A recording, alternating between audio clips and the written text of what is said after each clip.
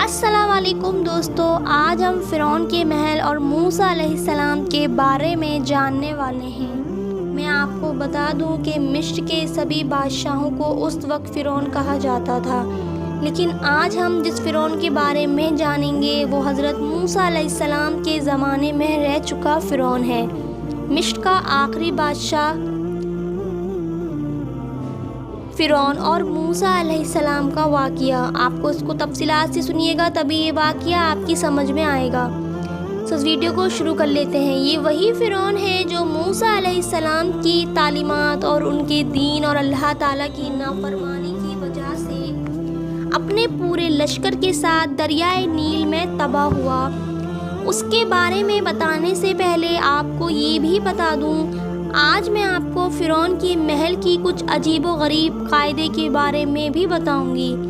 ہر بادشاہ کی طرح فرعون نے بھی اپنی حکومت میں ایک محل بنوایا جو بہت عالیشان تھا، لیکن اس کے غرور اور تکبر کی وجہ سے اس کا محل تباہ ہو گیا۔ یہ سب کیوں اور کیسے ہوا، آئیے اس کے بارے میں جانتے ہیں۔ فرعون کا ذکر قرآن شریف میں بنی اسرائیل کے زمانے میں آتا ہے۔ فرعون نے غرور اور تکبر کی ساری حدیں پار کر دیں۔ موسیٰ علیہ السلام نے فرعون کو اللہ پاک کی طرف بلایا، لیکن وہ اپنی تکبر کی وجہ سے اپنے آپ کو خدا کہنا شروع کر دیا، اور یہی وہ وجہ ہے کہ اللہ تعالیٰ نے فرعون کو پوری دنیا کے لیے عبرت کا نشان بنا دیا، اور وہ اپنے پورے لشکر کے ساتھ دریا میں تباہ ہو گیا۔ فرعون کی لاش آج بھی پوری دنیا کے لیے ایک سبق ہے۔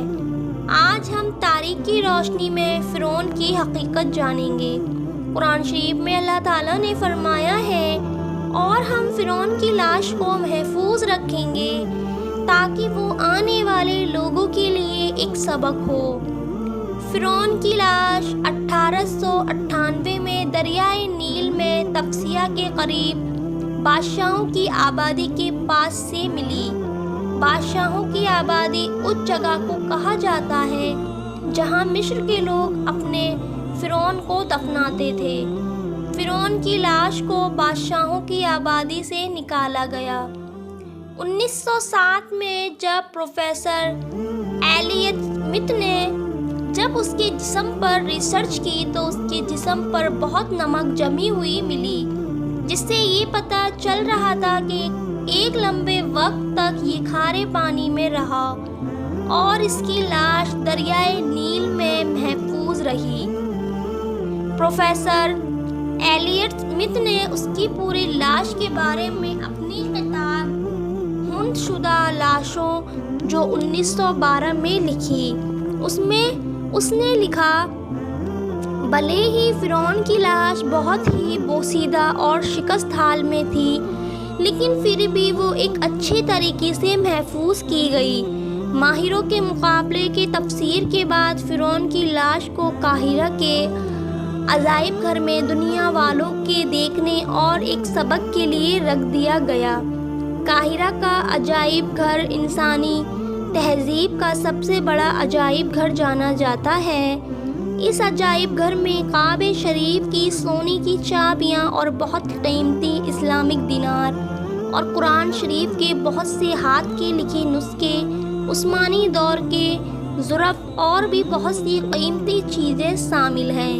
یہ تو رہی فرعون کی لاش کی بات، جس کی پیشان گوئی قرآن شریف سے ملتی ہے۔ اب تھوڑا اس بارے میں جانتے ہیں کہ کیا وجہ تھی کہ فرعون آج بھی عبرت کا نشان بنا ہوا ہے، اور ساتھ ہی اس کا محل بھی عبرت کا نشان بنا ہوا ہے۔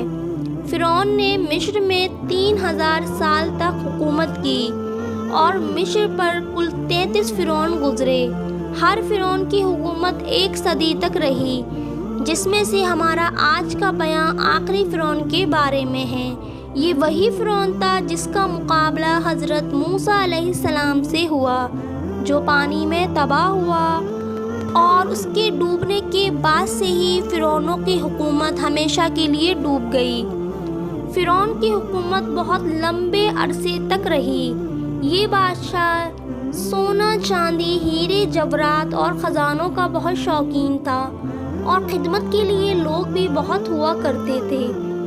یہی وجہ تھی کہ ان فرعونوں نے اپنی دولت کا ایک ایسا غرور اور تکبر تھا کہ یہ اپنے آپ کو خدا بتاتے تھے، اور آخری فرعون بھی اسی وجہ سے ذلیل ہو کر مرا، اور آج تک دولت کے نشے میں چور لوگوں کے لیے ایک سبق بن گیا۔ آخری فرعون ایک بہت ہی ظالم اور گھمنڈی تھا۔ اس نے اپنی حکومت میں لوگوں پر ہر طرح کے ظلم و ستم ڈھائے، اور یہ لوگوں کو اپنے آپ کو خدا منوانے اور اپنی عبادت کروانے کو مجبور کرتا تھا۔ کچھ مصر کے لوگوں کو یہ لگتا تھا کہ فرعون اور ان کے خدا کے بیچ بات پہنچانے کا ذریعہ ہے۔ فرعون نے اپنی قوم کو دریائے نیل کے ذریعے سے گمراہ کر رکھا تھا۔ جب دریائے نیل اپنی پوری طاقت کے ساتھ لہریں مارتی تو فرعون عام لوگوں میں یہ اعلان کروا دیتا کہ دریائے نیل کو فرعون نے تمہارے لیے پرجوش کر دیا ہے، لہٰذا اب تم فرعون کو سجدہ کرو۔ تو لوگ جہالت کی وجہ سے یہ گناہ کرتے۔ ایک سال ایسا آیا کہ دریائے نیل کا پانی بہت کم ہو گیا، اور اللہ تعالیٰ نے اسے لہریں مارنے کی اجازت نہ دی۔ سوکھا پڑ گیا، وہاں کے لوگ، ان کے جانور بھوک پیاس کی حالت کی وجہ سے مرنے لگے۔ اس کے بعد پوری قوم فرعون کے پاس گئی اور کہنے لگی، اگر تم ہمارے خدا ہو تو ہم پر رحم کرو اور دریائے نیل کو پھر سے ہمارے لیے بھر دو۔ فرعون اس کے بعد سوچ میں پڑ گیا۔ پھر اس کے بعد اس نے اپنا ساتھ ایک ٹوپی، اونی لباس اور اپنے ہاتھ میں رکھ لیا اور ویران جنگل کی طرف چل دیا۔ وہ بالکل اکیلا گیا۔ اس نے اپنی قوم میں سبھی لوگوں کو منع کر دیا کہ کوئی میرے پیچھے نہ آئے گا۔ وہ اس جنگل کی طرف گیا اور وہاں پہنچ کر اس نے اپنا شاہی لباس اتارا، تاج اتارا اور اونی لباس اور ٹوپی پہن کر اس راکھ کو اپنے چہرے پر مل لی اور زمین پر لوٹ پوٹ ہونے لگا۔ اس کے بعد اس نے اپنے سر کو سجدے میں رکھ کر رونے لگا اور اللہ کی بارگاہ میں دعا کرنے لگا اور کہنے لگا، اے دونوں جہاں کے مالک مولا، میں اچھی طرح جانتا ہوں کہ تو ہی پوری کائنات کا مالک ہے، تیرے علاوہ کوئی عبادت کے لائق نہیں ہے۔ میں جھوٹا ہوں، میں نے تیری نافرمانی کی۔ میں آج تک اپنی قوم سے اپنے آپ کو خدا کہلواتا رہا، لیکن اصلی مالک تو ہی ہے۔ میں تیری نافرمانی میں اتنا آگے بڑھ گیا کہ خود کو تیری جگہ سمجھنے لگا۔ اے خدا، تو ہی اول اور تو ہی آخر ہے۔ میں تجھ سے توبہ کرتا ہوں، اے خدا تو میری توبہ قبول کر لے اور مجھے میری قوم میں رسوا مت کر۔ اس کے بعد اللہ تعالیٰ نے فرعون کی دعا کو قبول کر لی اور دریائے نیل کو ایک بار پھر سے بھر دیا، اور دریائے نیل کو یہ بھی حکم دیا کہ فرعون جہاں جہاں جاتا ہے اس کے ساتھ تو بھی چل۔ اس کے بعد فرعون جیسے جیسے آگے بڑھتا رہا، دریائے نیل اس کے ساتھ ساتھ چلتا رہا۔ فرعون اسی حالت میں اپنی قوم میں گیا۔ اس کے کپڑے بھی دریائے نیل کے پانی سے بھیگتے جا رہے تھے۔ لوگ اپنی آستینوں کو پانی اور کیچڑ میں ڈبو کر ایک دوسرے کو مار رہے تھے۔ اسی وجہ سے مصر میں خوشی منانے کا آج تک یہی طریقہ ہے، اور اس دن کو دریائے نیل کی طغیانی کا دن بھی کہتے ہیں۔ یہ اس شخص کی توبہ کی مقبولیت تھی جو اللہ تعالیٰ کا نافرمان تھا۔ اس کی توبہ ویسے ہی قبول کی گئی جیسے وہ چاہتا تھا، اور اللہ تعالیٰ نے اس کے راز کو ظاہر نہیں کیا۔ لیکن اتنا کچھ ہونے کے باوجود کچھ وقت کے بعد فرعون پھر سے اپنے اسی گھمنڈ اور غرور میں آ گیا، اور وہ پھر سے خدا ہونے کا دعویٰ کرنے لگا۔ فرعون کا محل بھی اس کی بدبختی کا نتیجہ نکلا۔ فرعون نے اپنے خاص وزیر ہمنا کو محل تعمیر کروانے کا حکم دیا۔ جیسے ہی ہمنا کو حکم ملا، اس نے محل بنانے کے سامان کا انتظام کرنا شروع کر دیا۔ فرعون کی محل کے لیے پوری دنیا سے ہر طرح کے ماہر کاریگروں کو بلایا گیا۔ کہا جاتا ہے کہ کاریگروں کے علاوہ صرف مزدوروں کی تعداد کی بات کی جائے تو ان کی تعداد 5 لاکھ کے لگ بھگ تھی۔ اس محل کو تعمیر بہت ہی مہارت سے کیا گیا۔ 7 سال کے بعد محل کی تعمیر پوری ہو گئی۔ حیرت کی بات یہ ہے کہ اس محل کی بلندی اتنی زیادہ تھی کہ جب سے یہ دنیا قائم ہوئی ہے اس محل کی اونچائی کی مثال نہیں ملی ہے۔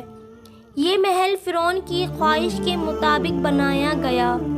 اس محل کی خفیہ راز اور بھی بہت سی چیزیں آپ میں ایک مثال تھیں۔ جب محل بن کر تیار ہو گیا تو فرعون اپنے گھمنڈ میں آ کر حضرت موسیٰ علیہ السلام سے گستاخی کرنے لگا۔ موسیٰ علیہ السلام پر وحی نازل فرمائی اور اللہ تعالیٰ نے کہا، اے موسیٰ علیہ السلام، آپ اس بدبخت کو اپنے ذہن سے نکال دیں اور اس کے بارے میں نہ سوچیں، میں اس کے محل کو ایک لمحے میں برباد کر دوں گا۔ ایک دن فرعون اور اس کے ساتھی محل کے سب سے اونچائی پر چڑھ کر آسمان کی طرف تیر چلانے لگے۔ ان کا سوچنا تھا کہ وہ موسیٰ علیہ السلام اور ان کے فرشتوں کو مار رہے ہیں۔ معاذ اللہ ان لوگوں نے آسمان کی طرف تیر چلائی۔ جب تیر واپس آیا تو ان کے اندر خون لگا ہوا تھا۔ فرعون اور اس کے ساتھی خوشی سے کہنے لگے، ہم نے موسیٰ علیہ السلام کے خدا کو معاذ اللہ قتل کر دیا۔ یہ فرعون کی بدبختی کا آخری وقت تھا۔ اس کے بعد اللہ تعالیٰ نے حضرت جبریل علیہ السلام کو حکم دیا کہ اس کے محل کو تباہ کر دو۔ حضرت جبریل علیہ السلام نے اپنے پر مار کر اس محل کے 3 ٹکڑے کر دیے، جس میں سے ایک ٹکڑا سمندر میں جا کر گرا، دوسرا ٹکڑا شمال اور تیسرا مغرب میں جا کر گرا۔ ایک روایات میں یہ بھی آتا ہے کہ ایک ٹکڑا فرعون کے لشکر کے اوپر جا کر گرا، جس کے نیچے دب کر لاکھوں فرعون مارے گئے۔ اس طرح سے اللہ تعالیٰ نے فرعون کو تباہ کر دیا۔ جب فرعون نے یہ سب کچھ دیکھا تو اس کو سب کچھ سمجھ آ گیا، یہ سب اس کی بدبختی کا ہی نتیجہ ہے۔ تو اس نے حضرت موسیٰ علیہ السلام سے جنگ شروع کر دی۔ اللہ تعالیٰ نے معجزے کے ذریعے اسے سمجھانے کی کوشش کی، لیکن فرعون باز نہیں آ رہا تھا اور آخر کار وہ حضرت موسیٰ علیہ السلام کا پیچھا کرتا ہوا دریائے نیل میں تباہ ہو گیا۔ اس واقعے سے سبق حاصل ہوتا ہے کہ کبھی بھی دولت اور طاقت کا گھمنڈ نہ کرو۔ سب کا مالک اللہ ہے، وہ جسے چاہے دولت دے، جسے چاہے عزت دے اور جسے چاہے ذلت دے۔ اللہ تعالیٰ نے فرعون کی لاش کو دریائے نیل کے اندرونی تہہ میں محفوظ رکھا۔ اس کے بعد دریا نے اسے کنارے پر اگل دیا۔ آج بھی فرعون کی لاش رکھی ہوئی ہے تاکہ لوگ اس سے عبرت حاصل کر سکیں۔ اللہ تعالیٰ کی بارگاہ میں دعا ہے، اللہ ہم سب کو گھمنڈ اور تکبر سے بچنے کی توفیق دے اور ہم سب کو بہتر زندگی گزارنے کا طریقہ دے۔ ہمیں دنیا میں ہر طرح کے گناہ سے بچنے کی توفیق عطا کرے، آمین۔ پیارے دوستو، کیسا لگا آپ کو یہ واقعہ؟ مجھے امید ہے کہ آپ کو پسند آیا ہوگا، تو اس واقعے کو زیادہ سے زیادہ صدقہ جاریہ سمجھ کے اپنے دوستوں کے ساتھ شیئر کریں اور ہمارے چینل اسلامک کہانی کو ضرور سبسکرائب کریں۔ تب تک کے لیے خدا حافظ دوستو، ملتے ہیں ایسے ہی کسی نئے واقعے کے ساتھ۔